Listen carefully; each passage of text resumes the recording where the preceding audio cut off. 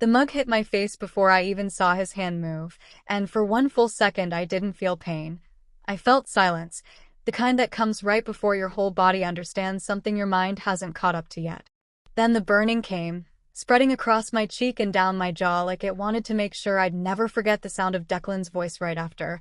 Flat, almost bored, like he was correcting a mistake I'd made on a grocery list. "Do what I say," he said, "or get out." I didn't scream. I didn't cry. I set my hand very carefully against the counter, steadied myself, and walked to the bathroom to look at what he'd done. That quiet, the fact that I didn't fall apart, is the part of this story that scared him more than anything, though he wouldn't understand that until much later. Because some part of me had already started preparing weeks before, even if I hadn't fully admitted it to myself yet. He just didn't know that. My name is Clara, and 6 hours before that moment, I had refused to hand my husband's sister my bank card for the fourth time that month. I want to tell you how a marriage gets from a wedding day to a scalded face, because it never happens the way people think, in one dramatic leap. It happens in inches. And by the time you notice how far you've walked from where you started, you're already standing somewhere you don't recognize. I met Declan when I was 26, working long hours at a marketing firm downtown, the kind of job where you tell yourself the exhaustion is temporary. He was charming in the specific way that confident men are charming. He listened like you were the only interesting person in the room, and for a long time, I believed that was rare.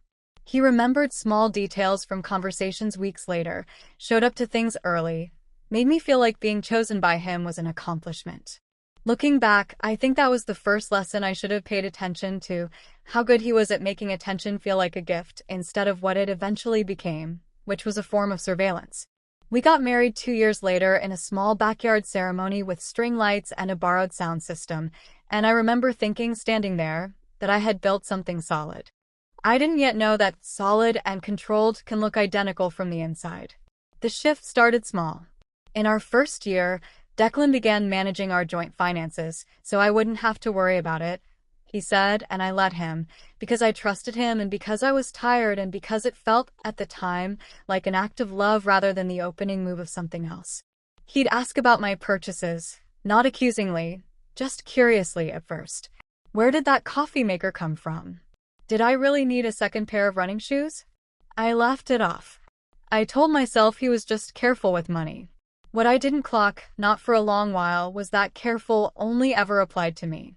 His own spending was never up for discussion, and slowly, without ever announcing it as a rule, he became the only one in our house who got to ask questions without answering any himself. It wasn't only money. Somewhere in that second year, I noticed my circle of friends had quietly shrunk.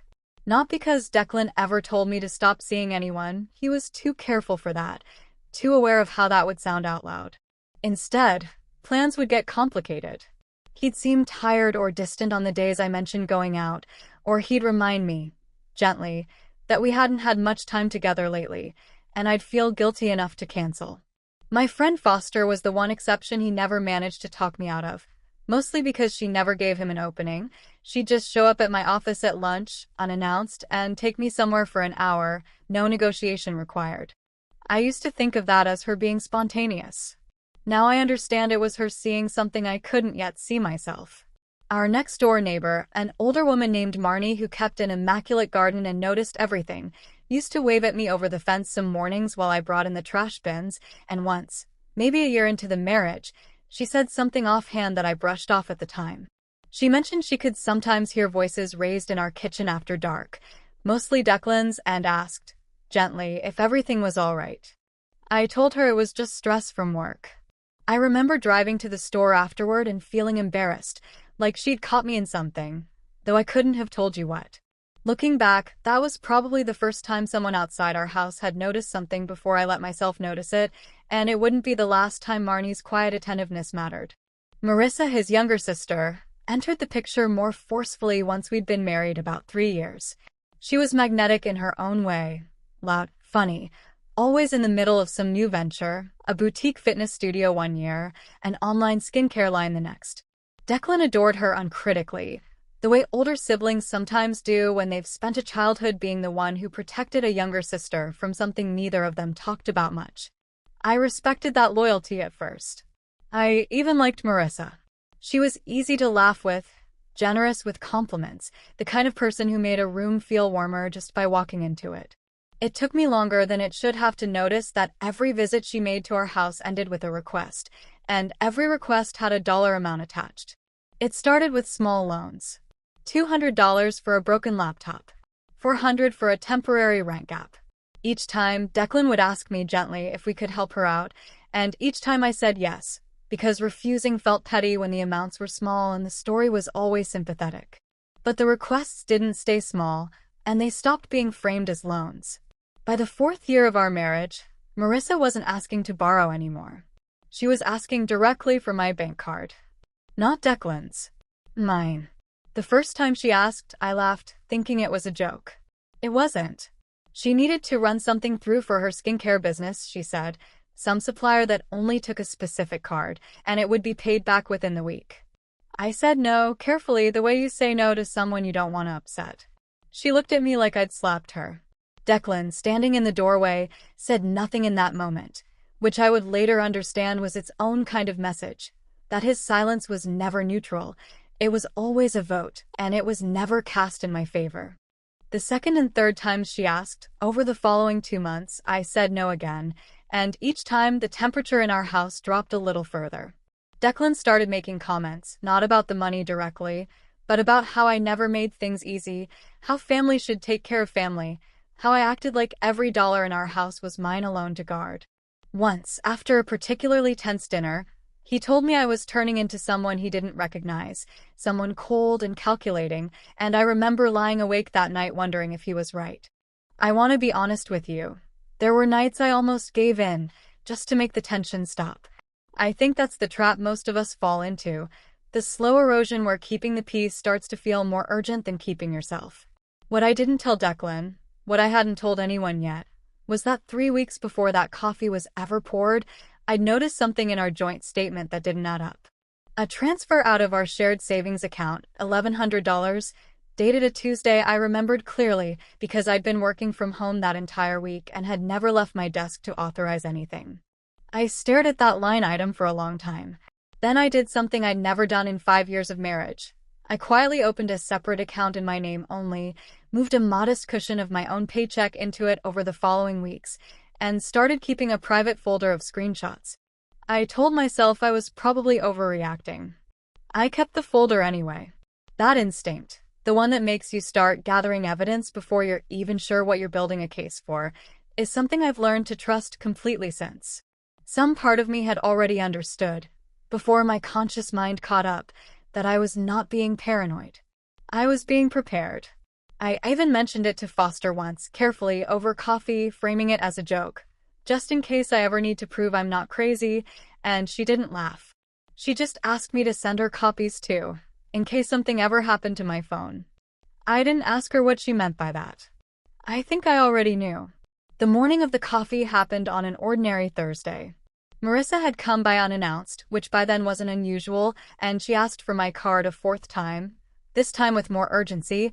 A supplier deadline, she said, a business emergency, always something that made the request sound like a crisis rather than a habit. I said no. Calmly, the way I'd learned to say it, the way that cost me nothing on the surface and everything underneath. Marissa's face tightened, and she looked past me at Declan, who was standing by the coffee maker, and something passed between them in that glance that I understood. Even then, wasn't the first time they'd exchanged it. He didn't yell. That's what people misunderstand about moments like this. They picture shouting, chaos, something loud enough to explain itself later. What happened instead was quiet and fast. He picked up his mug, freshly poured, still steaming, and threw it. Not at the wall. At me. The coffee hit my cheek and jaw, and the ceramic clipped my collarbone before it shattered against the floor. And then came the sentence that I will remember with total clarity for the rest of my life. Do what I say or get out. Said without heat, without apology already forming behind it, like he was simply stating a fact he expected me to accept. I didn't argue. I didn't cry in front of either of them. I walked past Marissa, past the broken ceramic on the tile, got my keys, and drove myself to the emergency room. I remember gripping the steering wheel with my uninjured hand, my face throbbing, and feeling something that surprised me. Not devastation, but clarity. A kind of cold, focused quiet I hadn't felt in years, as if some part of me had been waiting a long time for permission to finally stop pretending things were fine. At the hospital, a nurse named Perpetua, an older woman with steady hands and a steadier voice, cleaned the burn on my cheek and jaw, photographed the injury from multiple angles, and documented the collarbone bruising forming beneath my collar. She asked me the standard questions gently, without judgment, and when I answered them honestly, she didn't flinch or rush past my words the way I half expected her to. She asked me plainly if I was safe to go home. I told her the truth. I didn't know yet, but I intended to find out. She gave me a folder with copies of everything, the photographs, the treatment notes, a printed timeline with the date and hour stamped clearly across the header, and told me, in a voice that stuck with me for weeks afterward, that documentation like this had a way of mattering more than people expected later, when they needed it most. I held that folder in my lap the entire drive home, and for the first time in months, I felt like I was holding something that actually belonged to me. When I got home, Declan was sitting at the kitchen table like nothing unusual had occurred, scrolling on his phone. He looked up, almost annoyed, and asked where I'd been. I didn't answer. I walked to the bedroom, opened my jewelry box, took out my wedding ring, and set it on the kitchen table in front of him without a word. He stared at it, then at me, and for the first time since I'd known him, I watched something like uncertainty cross his face, a small crack in the composure he always wore like armor. He asked what I thought I was doing. I told him I was leaving to stay with a friend for a few days to think. What I didn't tell him was that I already had a lawyer's number saved in my phone, given to me weeks earlier by a coworker who'd gone through something similar, and that I intended to call her before the sun went down. I stayed with Foster that first week. She let me sit at her kitchen table with my laptop and my hospital folder and didn't rush me toward any decision, didn't perform outrage on my behalf, just made space for me to think clearly for the first time in longer than I wanted to admit. It was there, 3 days after the coffee, that I finally opened the banking app fully and went further back than I ever had before, pulling 6 months of statements instead of the usual glance I gave them. What I found didn't just confirm the $1,100 I'd already noticed. It was worse, and it was bigger, and it had Marissa's name written all over it in a way I hadn't expected. There were 4 transfers over 5 months, totaling just under $7,000, moved out of our joint account and into an account I didn't recognize. When I finally traced the routing information with the help of the bank's fraud department, it led back to a business account under Marissa's skincare company. The same temporary favors she'd been asking me for directly, except she and Declan had stopped waiting for my permission entirely. Declan, as a co-holder on the account, had the login credentials saved on a shared home computer, and the fraud department's preliminary findings showed the transfers had been initiated from that device, authorized using his own login rather than mine, meaning I'd never approved them, never even seen them until I went looking. It wasn't some dramatic forged signature moment. It was simpler and, in a way, worse. He just used the access he already had, quietly, for months, assuming I'd never look closely enough to notice. I sat with that discovery for a long time before I did anything with it. Not because I doubted what I was looking at, but because I wanted to be sure I understood the full shape of it before I moved. That's a lesson I'd learned the hard way over 5 years. When you're dealing with people who've spent that long testing how much you'll tolerate, your first real move needs to be your best one, because you rarely get a second chance to be taken seriously. I met with the lawyer, a woman named Yolanda Thackeray, 2 days later. She was unhurried and precise, the kind of person who makes you feel like the ground under you is finally solid again. I brought the hospital folder, the bank statements, the screenshots I'd been quietly collecting for weeks before the coffee incident ever happened. She looked through everything methodically, asking sharp, specific questions, and at one point she looked up at me and said something I've held on to since. "You already knew this was coming. Most people wait until it's too late to start protecting themselves. You didn't." I hadn't thought of it that way, but she was right. Some instinct in me had been building a case long before I consciously admitted I needed one. Thackeray helped me file for a protective order that same week, citing the documented injury and the pattern of financial coercion tied to it, and she flagged the unauthorized transfers to the bank's internal fraud investigators, who opened their own inquiry separate from anything criminal. I want to be careful here, because I know how these stories sometimes get told with more certainty than reality allows, The bank's investigation took weeks, not hours, and the protective order was granted on a temporary basis first, pending a hearing. But even that temporary order meant something enormous to me. It meant Declan could not contact me, could not show up at Foster's house, could not corner me in a parking lot to talk things through, which I knew from 5 years of marriage was exactly what he would have tried. Marissa did try to reach me twice in that first week, not to apologize, but to explain, as if there were a version of the story where quietly moving money out of my account without telling me was simply a misunderstanding between family. I didn't answer either call. Thackeray had already told me plainly that any direct contact with her, even something that felt harmless, could complicate the fraud inquiry later, and for once in my life I didn't let guilt talk me into doing something I knew wasn't smart. Letting that silence sit unanswered was harder than I expected. It was also the first time in years I'd made a decision about that family based purely on what protected me. The hearing happened about 3 weeks after the coffee. I stood in a courtroom that smelled like old carpet and stale coffee, an irony that wasn't lost on me, and I watched Declan's lawyer try to frame the incident as an accident, a mug that had slipped. Nurse Perpetua's documentation made that argument collapse almost immediately. Scald patterns and blunt bruising from a thrown object don't read the same as an accidental spill, and the medical notes said so in language too precise to argue with. What I hadn't expected was Marnie. Thackeray had reached out to her weeks earlier after I mentioned her offhand, and she'd agreed to submit a written statement describing the pattern of raised voices she'd heard over the years, along with the specific afternoon of the coffee, when she'd seen me leave the house holding my face and get into my car alone. She hadn't wanted to get involved, she told me afterward, but she also hadn't been able to stop thinking about that day.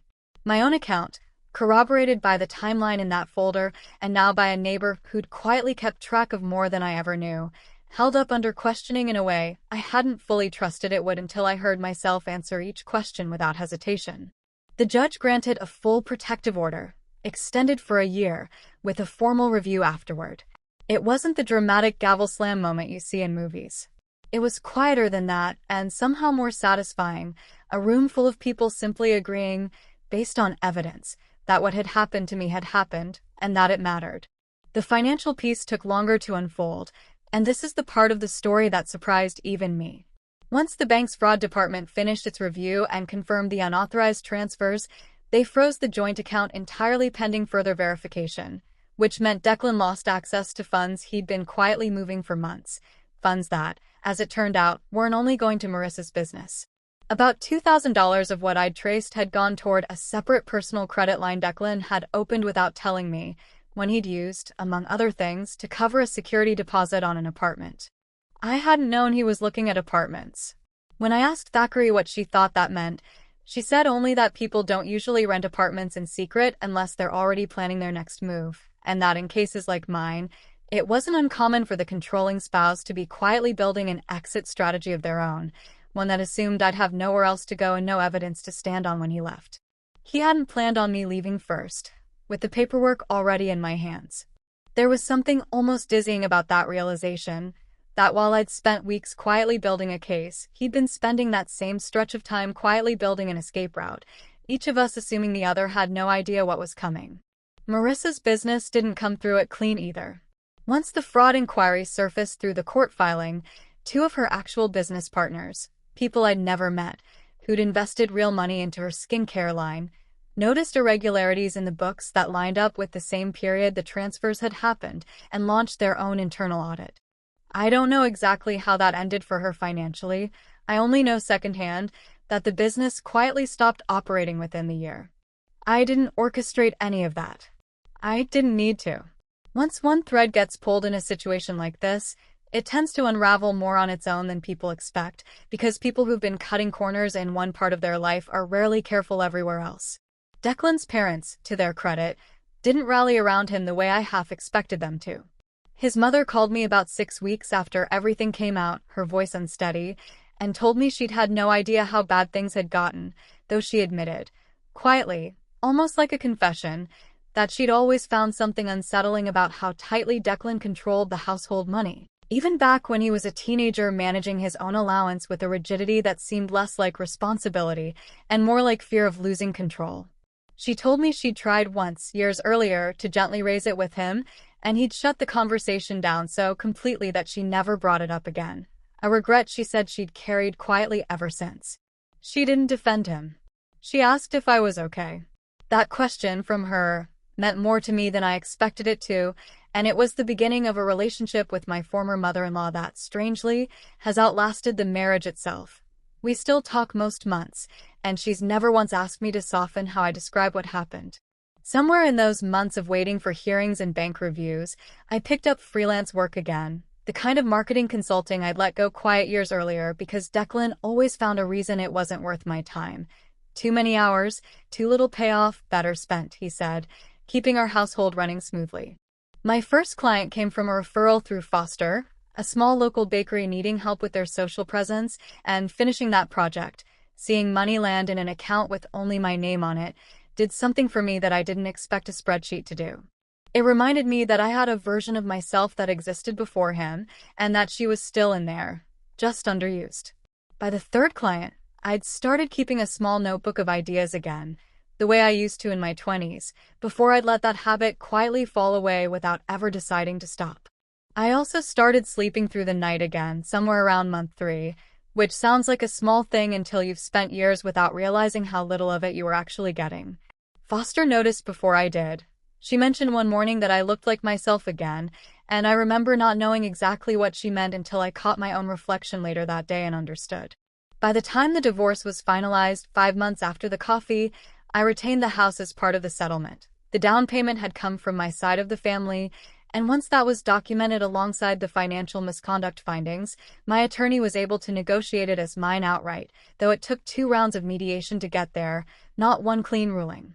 The protective order was extended for an additional 2 years following a review hearing where several documented, indirect attempts by Declan to reach me through mutual friends, despite the existing order, were entered as evidence of ongoing risk.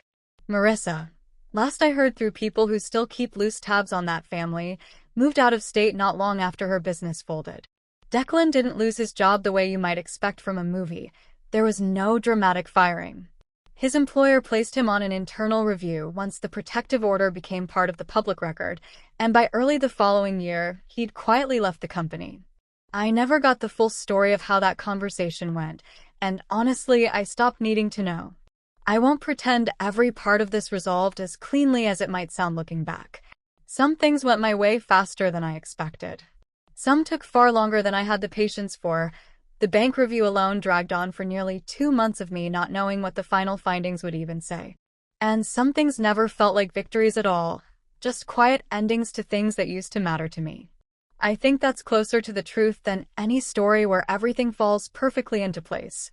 I ran into Marissa once, about 8 months after everything ended, in the parking lot of a grocery store 2 towns over from where either of us used to live. She looked different, tired in a way I hadn't seen on her before, the confidence that used to fill up a room noticeably absent. She started to say something, my name maybe, and I simply nodded once, the kind of nod you give a stranger, and kept walking toward my car. I didn't feel triumphant about it, the way I might have imagined I would years earlier. I mostly just felt finished, in the way you feel finished with a chapter of a book you don't need to reread. There was no scene, no raised voices, no last word exchanged. Just 2 women in a parking lot who used to be family, walking in opposite directions. I think about that morning sometimes, standing at the counter with coffee burning down the side of my face, and what strikes me most in hindsight isn't the pain of it. It's how calm I was. I didn't scream, and for a long time I wondered if that meant something was wrong with me. Shouldn't I have been hysterical, shattered, unable to function? But I've come to understand that my calm wasn't numbness. It was recognition. Some part of me had already been preparing for this exact moment for months, quietly, without fully admitting it to myself, and when it finally arrived, I simply executed the plan that instinct had already built. I still have that folder Perpetua gave me at the hospital. I keep it in a drawer I never have to open anymore, but I know exactly where it is. Some nights I think about the version of myself who almost handed over that bank card just to keep the peace, and I feel something between sadness and gratitude. Sadness for how close I came to disappearing into someone else's comfort, and gratitude that some quiet, stubborn part of me refused to let that happen. The night the divorce was finalized, I sat alone in the kitchen where it all started, in a house that was finally, legally, entirely mine, and I made myself a cup of coffee. The same brand, the same mug shelf, nothing dramatic about the choice. Just an ordinary evening ritual I refused to let one afternoon take from me permanently. I sat at that table for a long time, not doing anything in particular, just letting the quiet settle around me the way it hadn't been able to for years. It wasn't a triumphant feeling exactly. It was steadier than that. It felt like exhaling after holding my breath for longer than I'd realized. Marnie still waves at me over the fence, though it's a different fence now at the same house, because I'm still here and Declan isn't. She brought over tomatoes from her garden last summer and asked, carefully, how I was doing, and I told her the truth, that most days I'm good, that some days the memory still catches me off guard in a grocery store aisle or during a commercial with a coffee ad, but that I don't regret a single one of the quiet decisions I made in the weeks after. She told me she was proud of me, and I didn't know what to do with that for a moment, because I'd spent so many years being told, in one way or another, that I was too much or not enough. Proud was a new word to hear directed at me, and I've decided I want to hear it more often. I don't know how to end a story like this except with a question, because I think the real ending isn't mine to write. It's the one each of you carries with you after you close this video. So let me ask you this. If you were sitting where I was sitting, coffee still stinging on your skin, ring in your palm, would you have known right then exactly what you were worth?